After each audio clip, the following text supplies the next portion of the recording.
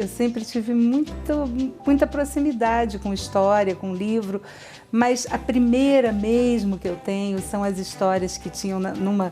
Eu não lembro o nome, acho que era Conhecer ou Ciranda de livros, não sei. Eram os livros vermelhos que tinham encadernados lá em casa, que tinham todas as histórias clássicas da literatura infantil. E que todas as noites minha mãe lia uma história dessas antes de dormir. E é o primeiro contato e a primeira lembrança que eu tenho.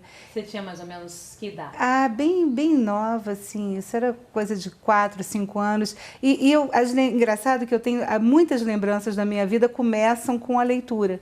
Eu tenho lembrança muito nítida das coisas que aconteceram quando eu já sabia ler. As minhas referências são assim, a primeira palavra que eu consegui formar, as letras que eu ficava acompanhando para saber como é que escrevia as palavras. Uma vez, num salão com a minha mãe fazia o cabelo todos os sábados, eu acompanhava ela pequenininha e ela me ensinava a escrever e a juntar as palavras enquanto fazia o cabelo, fazia a unha, que era uma forma de passar o tempo. Não tinha iPad, não tinha Kindle, então era muito mais artesanal a forma de ocupar a atenção de uma criança. E eu aprendi a juntar as sílabas e parecia mágica aquilo. Então, desde então, eu tenho grandes referências da minha vida vinculadas a livros que eu li ou a histórias que eu ouvi em determinado momento. E num momento imediatamente depois, eu lembro de 3 livros que quase que formaram a minha rede de valores da infância mesmo, que era O Menino do Dedo Verde, do Maurice Rowan.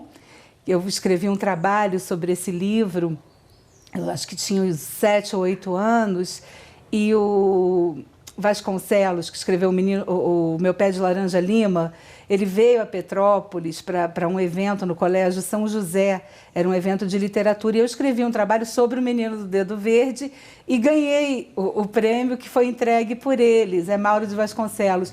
E eu fiquei encantada, eu tenho até hoje o livro que eu ganhei na ocasião, com o autógrafo dele. Então foi O Menino do Dedo Verde, O Pequeno Príncipe, claro, que era uma referência e é até hoje, e Aventuras de Sofia, que eram sensacionais, umas histórias assim deliciosas e que eu tenho muita lembrança.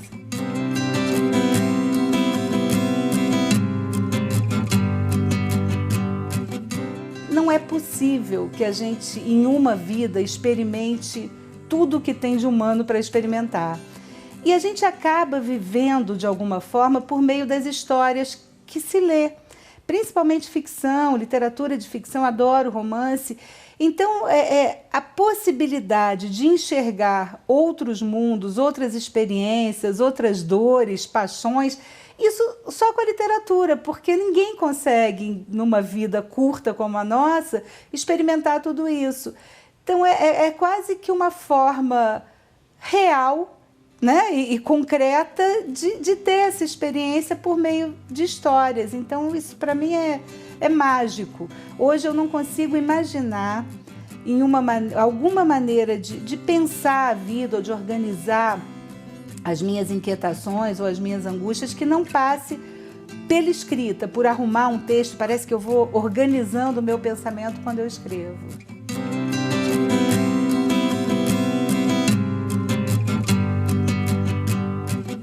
Eu optei pelo direito porque era um curso que não me fechava nenhuma porta. Porque a justiça é também o saber da humanidade e assim, apresentava uma perspectiva tanto de trabalho como de formação muito ampla. Aí fui estudar Direito em 81, terminei o curso em 85, tinha 21 anos também, foi muito cedo. Comecei a advogar, cheguei a advogar uns anos, comecei a me preparar para fazer concurso para o Ministério Público, para a Defensoria. Só que um dia, no meio desse processo, eu falei, não é bem isso que eu quero fazer o resto da minha vida. Acho que eu preciso experimentar outras coisas, não tenho certeza. E tinha visto um curso de roteiro cinematográfico na Casa de Artes de Laranjeiras, lá na CAU, que começaria na semana seguinte. Eu não tinha nenhuma informação sobre aquele mundo, sobre quem era o professor, sobre quem eram os alunos, sobre o público, nada. Eu fui lá e me inscrevi e falei, vou fazer esse curso. Era um curso à noite e comecei a fazer um curso de roteiro de cinema com a orientação do Alcione Araújo.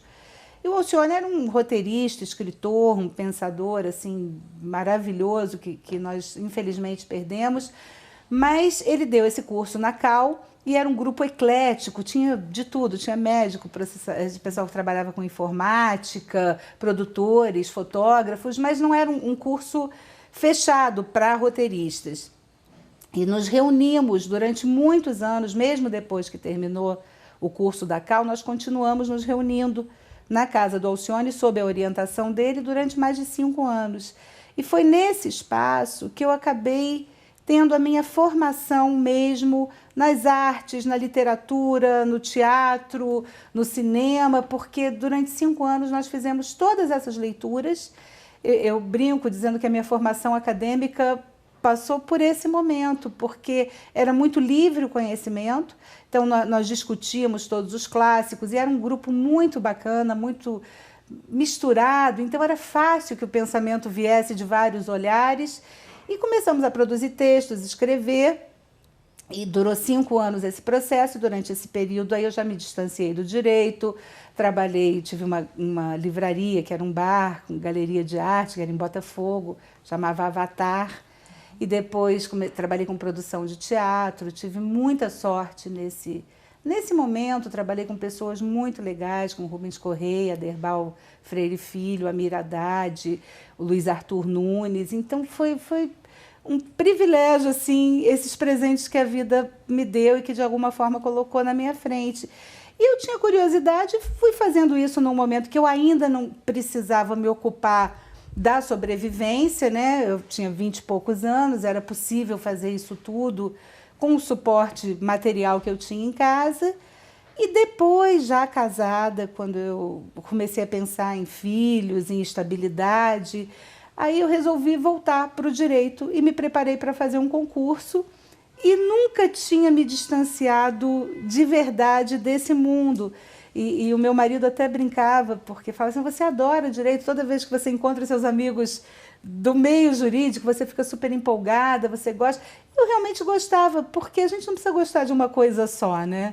Então, compreender que é possível fazer de tudo foi uma libertação para as minhas escolhas. E fiz o concurso em 94, aí passei para a Defensoria Pública e para a magistratura. E optei pela magistratura, porque tinha mais estrutura para trabalhar, e acabei vindo para Petrópolis, retornei para cá, e durante 15 anos fui titular aqui da primeira vara de família, e toda a trajetória, quer dizer, toda a experiência que eu tive ao longo desses anos veio comigo também para o direito. Então, é claro que você não enxerga um conflito, uma contradição, do fim do amor, ou de um divórcio, ou de um momento de separação, você não enxerga da mesma forma depois que você lê determinadas referências da literatura, que são referências de vida. Então, enxergar aqueles conflitos com o olhar de quem passou por aquela leitura, por aquelas inquietações, pelos questionamentos, me fez quase que trazer da ficção para o meu trabalho cotidiano algumas alternativas de solução dos conflitos. Foi um casamento que deu certo. Não é fácil se sentir surpreendido com a comunicação de que o jogo acabou. Pelo menos para o time que perplexo fica no campo. É como se de uma hora para outra alguém apitasse e com a bola embaixo do braço deixasse o campo. Quem ainda pensa que ama, acredita que pode amar pelos dois. Não é assim na matemática improvável do afeto. Para os dois sentados na minha frente, o jogo acabara para ele, e não havia nada, nenhum movimento dela, capaz de restaurar 30 anos de construção conjunta de vida.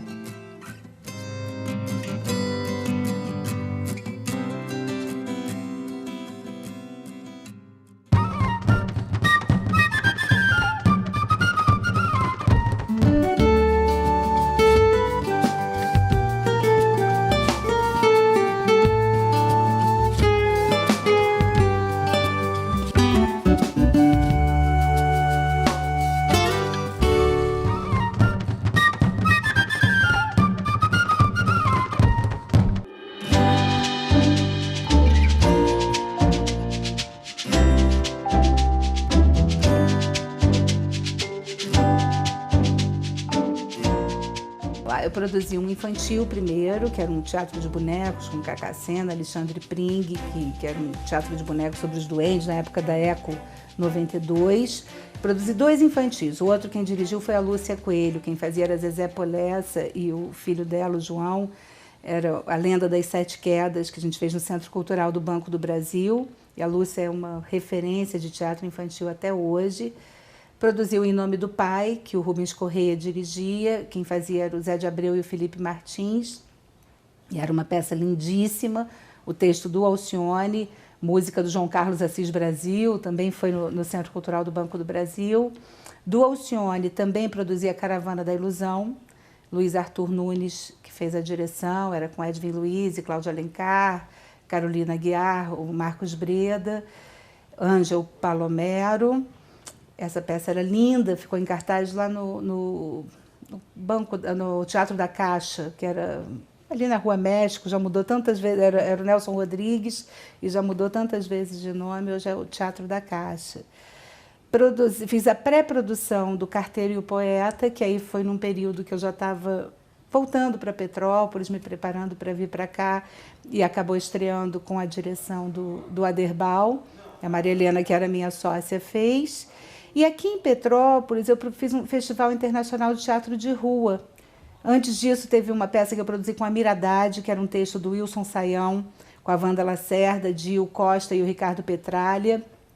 E aqui em Petrópolis a gente fez um festival Teatro de Outras Terras, que era um festival internacional com Flávio Cactus, que tinha um trabalho muito legal no museu. E nós trouxemos aqui grupos do Brasil inteiro ao longo de um ano, foi em 1993.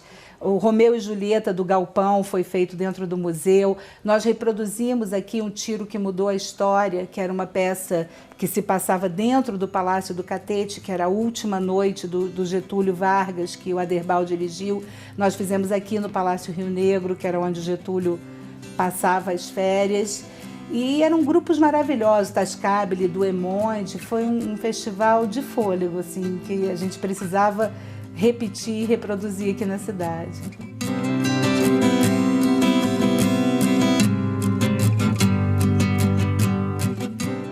Sempre tive essa preocupação no meu trabalho como juíza, ter uma interlocução muito clara com quem usa o sistema da justiça, porque eu acho que a legitimidade da justiça acontece pela compreensão. Quando a sociedade entender de que maneira que os direitos dela podem ser efetivos e como que ela faz para usar o sistema, para ter acesso à justiça e para ter concretização das promessas dos direitos que estão especialmente na Constituição, esse canal vai ser o canal da legitimação do judiciário. Então, eu sempre me preocupei muito com o estabelecimento de uma comunicação muito clara. Fui vice-presidente de comunicação da AMB, que é a Associação Brasileira, então nós fizemos um projeto lá muito legal, que era para entender o juridiquês. O professor Pasquale, que é uma graça de pessoa, excelente parceiro, ele nos auxiliou nisso. Nós viajamos o Brasil inteiro, participando de palestras nos cursos de direito, para explicar que falar rebuscado e falar difícil não é a solução para parecer importante ou para parecer poderoso. Que quanto mais clara for a nossa comunicação, melhor será a nossa capacidade de atuação. Então, era um projeto legal, fizemos uma cartilha traduzindo o juridiquês. E é isso, eu acho que na vara de família, a possibilidade de ser ainda mais clara e de trazer esses saberes todos que devem existir juntos em favor da humanidade é um espaço melhor, porque a gente lida ali com os conflitos que todo mundo, em algum momento da vida, terá. No momento que você nasce, que você precisa de uma certidão de nascimento para ser considerado cidadão, até o enterro, quando você precisa de uma certidão de óbito para ser sepultado, todos os conflitos da vida passam, de alguma forma, por uma vara de família, né? Porque são as coisas que interessam mesmo, que é assim, nascer, morrer e o afeto que tem durante a vida, que é como a gente constrói o que a gente é e a interlocução com quem a gente convive. E aí, a tua formação artística contribuiu para aproximar a linguagem jurídica da população. E depois, como é que foi o caminho inverso? Quando que você decidiu transformar essas histórias que você testemunhou ao longo de 15 anos num livro que vai virar série de TV? Acabou também, mais uma vez, sendo um processo muito natural, porque cada audiência que eu presidi, eu percebia que era uma história importante para contar e que as histórias eram muito parecidas, embora individualizadas, cada um experimentando a dor do seu espaço, do seu lugar, a repetição dos conflitos era muito grande. E aí resolvi trabalhar ficcionalmente essas histórias. A gente consegue se identificar com as contradições de qualquer ser humano, com as limitações de qualquer ser humano, em qualquer contexto. Uma história de amor bem contada vai ser compreendida aqui, no Oriente Médio, no Japão, ainda que as referências culturais sejam diferentes. E eu acho que tem essa universalidade nessas dores e nessas alegrias, né? É o que nos une enquanto humanos, e isso é do mundo todo. Tudo parece tão fácil, nos filmes. Depois da tela escura, amanhece. Cada qual na sua casa, com a roupa de cama no armário, a louça na cozinha e os livros displicentemente arrumados nas estantes. Ninguém faz as malas. Ninguém discute o significado dos objetos colecionados durante quase 30 anos. Não se reflete sobre o melhor momento de empacotar a vida ou apartar o paletó do vestido. Costumam ser rápidas as audiências consensuais de separação. Raramente uma reconciliação, mas com frequência um choro e sempre a dor da ferida ainda não cicatrizada.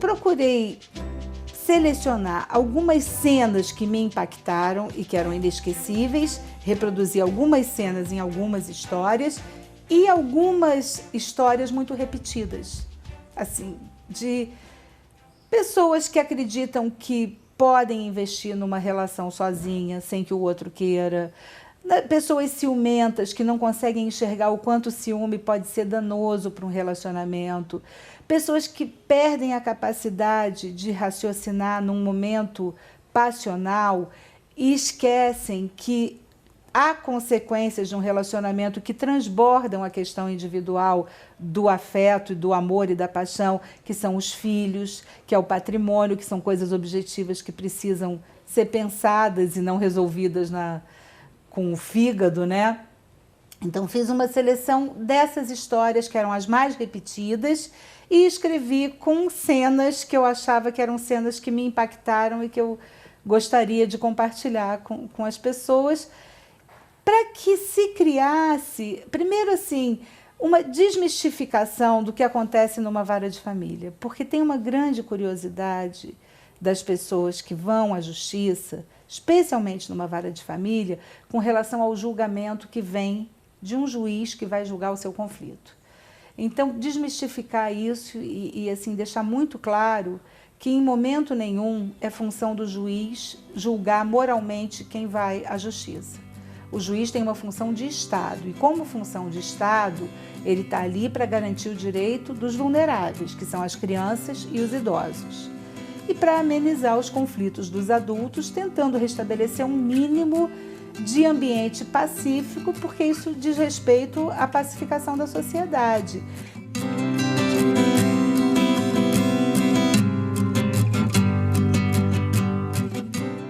Às vezes, um espaço de audiência é o único espaço onde as pessoas são ouvidas e conseguem se comunicar.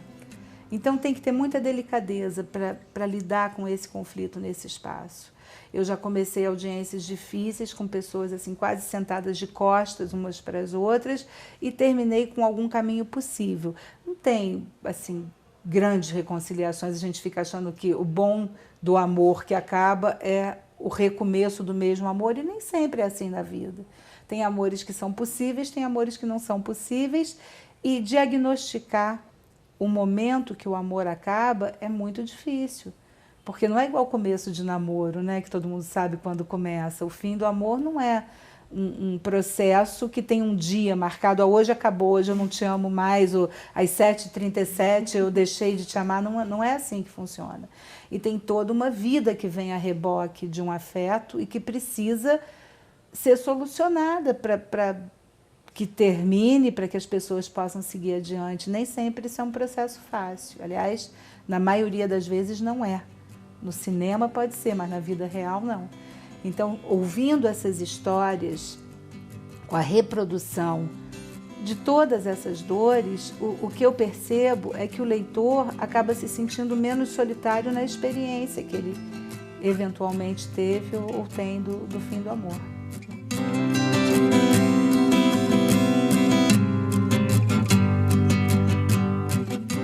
Dificilmente, muito dificilmente, eu fiz alguns divórcios onde a mulher tivesse pedido o divórcio para imediatamente casar novamente. O homem tem essa tendência, assim, quando ele se apaixona e quer viver um novo relacionamento, ele termina, vai, pede e segue em frente. A mulher é mais difícil. Também acontece, mas é mais raro, pelo menos nesses anos do que eu percebi. E o que eu percebo também é que quando a mulher deixa de amar, é muito difícil que ela se submeta a manter um casamento, exceto naqueles casos de dependência absoluta do marido. Na maioria das vezes, quando ela decide que acabou, ela termina e vai viver sozinha, pode ser que nem venha a estabelecer uma nova relação. E esse é um quadro muito recente, né? Porque até poucos anos atrás nem passava pela cabeça de uma mulher ser protagonista de uma separação. Ela estava condenada a viver o resto da vida sob o comando do marido, mesmo que ela não tivesse feliz ou mesmo que ela não amasse. Isso não era uma questão que importasse em algum momento. Agora mudou, eu acho que as relações hoje estão muito mais diferentes. Eu acho que a gente está num processo de mutação permanente nas relações familiares, e isso requer da justiça um olhar ainda mais generoso, porque precisa compreender o que está acontecendo, não dá para fingir que essas transformações não acontecem, e também não dá para julgar pelo retrovisor, porque toda vez que a gente tem saudade daquela família de antigamente, do retrato, aquele monte de gente embaixo da árvore de Natal, a gente também deve lembrar que eram nessas famílias que aconteciam as maiores arbitrariedades. Não tinha nenhuma horizontalidade na relação entre os pais e filhos. Os filhos temiam os pais, não respeitavam. Não tinha nenhuma horizontalidade na relação conjugal. As mulheres eram submissas ao marido. Então, eram relações arbitrárias, patriarcais e que geravam um ambiente de violência, ainda que silenciosa. Então, família é bom essa confusão mesmo, mudando o tempo todo e com todo mundo disposto a, em volta da mesa, pactuar os direitos que vêm, os desejos que tem, e num ambiente de afeto. Eu acho que é isso que a justiça tem acolhido nesse momento.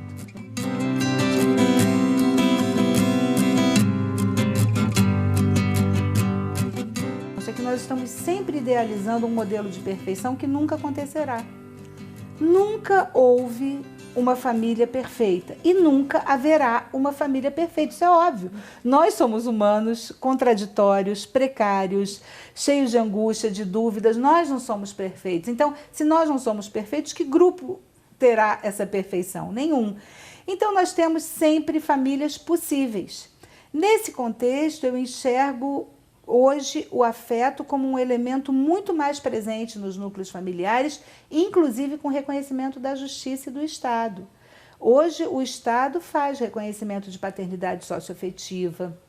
O Estado hoje reconhece uniões homoafetivas como núcleos familiares, famílias monoparentais, a avó participando da vida familiar como um dado importante e que gera também direitos.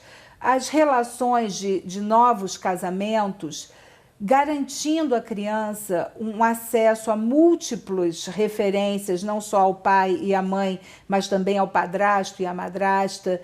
A gente ter saudade do passado, daqui a pouco nos leva para a Idade Média, se é que já não estamos chegando lá. Quando eu vejo esse discurso de intolerância, de intransigência, de segurança, de medo, eu acho que a gente fica muito mais próximo da Idade Média do que de um futuro confuso. Eu prefiro a confusão dos movimentos e das mudanças do que o silêncio imposto pelo medo. Isso, para mim, é inegociável.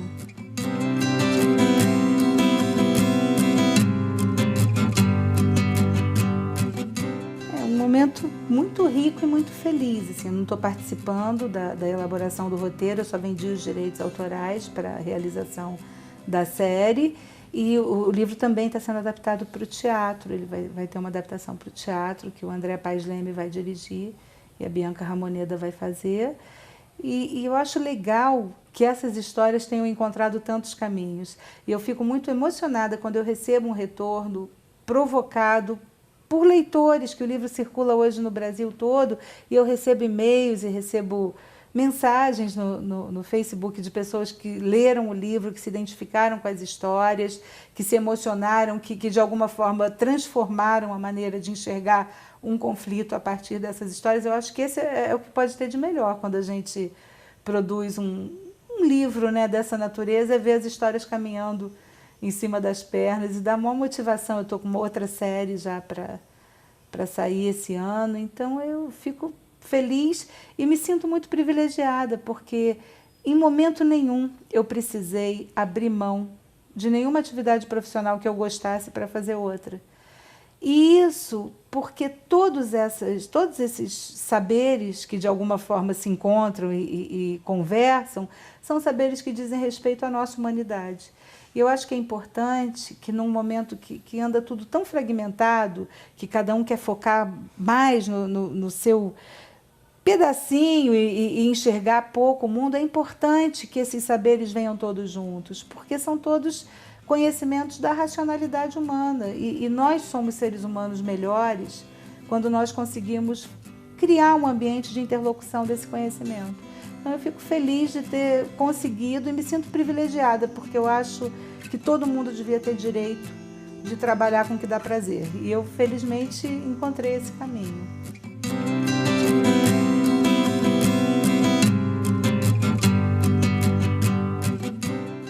A participação da mulher na literatura é proporcional à participação da mulher na vida pública, porque o espaço público de visibilidade sempre foi um espaço de poder. E ainda é muito incipiente, por mais que as mulheres tenham se colocado e tenham produzido e tenham material riquíssimo para acesso e para leitura, ainda assim nós temos um mercado muito fechado para a presença feminina e um mundo ainda muito fechado. Então a igualdade que se tem é uma igualdade formal. Na vida real ainda há uma cultura muito forte, né? Há países que as mulheres continuam sem publicar. Então não é um caminho fácil esse caminho do gênero. Eu acho que hoje, muito menos do que antes, nós temos hoje assim, produções que chegam ao mercado e que circulam, mas é um espaço de poder e nem sempre o mercado reflete o que se produz, né? Então a gente não tem o dado, que é o dado das produções silenciosas que não chegam ao conhecimento de todo mundo. Isso é assim em todo lugar. Você vê que nas carreiras onde o acesso se dá por concurso, as mulheres hoje já começam a aparecer como maioria em muitos desses espaços. Quando o acesso se dá por mérito, o mérito não é nunca um dado objetivo. Tem sempre um espaço de poder que ainda é disputado. E eu acho que é natural esse processo de ocupação do espaço. Não vejo isso com ansiedade, não, mas acho importante que se fale nisso, porque senão a gente vive uma fantasia de que há igualdade, que não há preconceito, e isso não é real. A gente tem uma forma de lidar com a igualdade que é muito, aqui, especialmente no Brasil, que é muito parecida com a forma de lidar com o racismo. É como se não existisse, que a gente sabe que existe. Então, Eu não acho que precisa fazer um discurso de ressentimento, um discurso de confronto, mas eu acho que é importante um discurso de atenção para que esses espaços passem a ser ocupados efetivamente de uma maneira igual, porque não é um problema de meritocracia, é um problema de poder.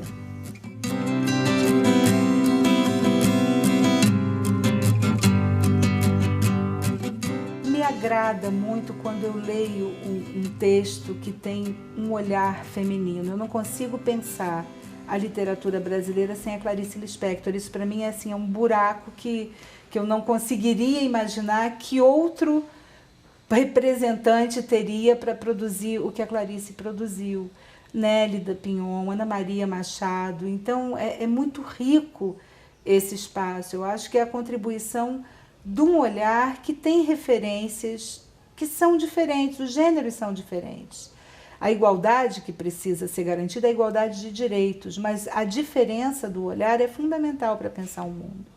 A experiência da maternidade, a Rosemarie Muraro e o Leonardo Boff têm um livro muito legal, que é O Masculino e o Feminino, que no final eles tratam da necessidade dos discursos complementares, construindo uma sociedade mais ética, mais cuidadosa. O discurso feminino tem um discurso do cuidado, da acolhida, da conciliação, e isso acaba aparecendo no texto. Eu acho muito fundamental que a gente tenha mais espaço para esses olhares.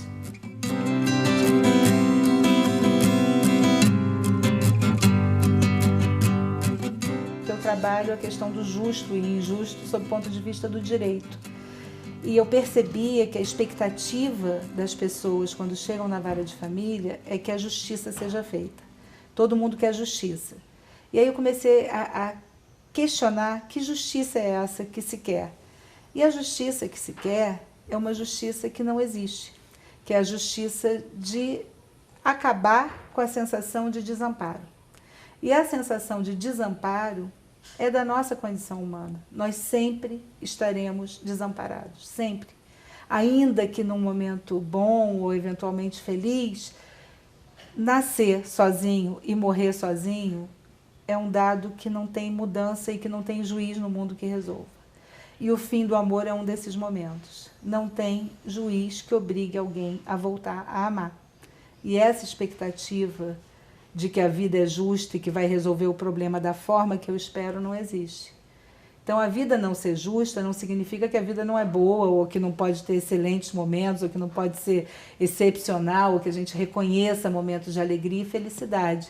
Mas justiça, se você fizer tudo certo, no final você vai ganhar um prêmio, ou se você fizer tudo errado, no final você vai arder na fogueira, isso não existe. Em alguns momentos, a vida vai ter seu fluxo normal e você vai se adaptar. Então, enxergar como um dado concreto esse desamparo e essa injustiça, para mim, foi uma forma de enfrentar, não de uma maneira pessimista, mas de uma maneira mais esperançosa, o que nós temos, que é esse cotidiano, que pode ser muito alegre, muito bem vivido.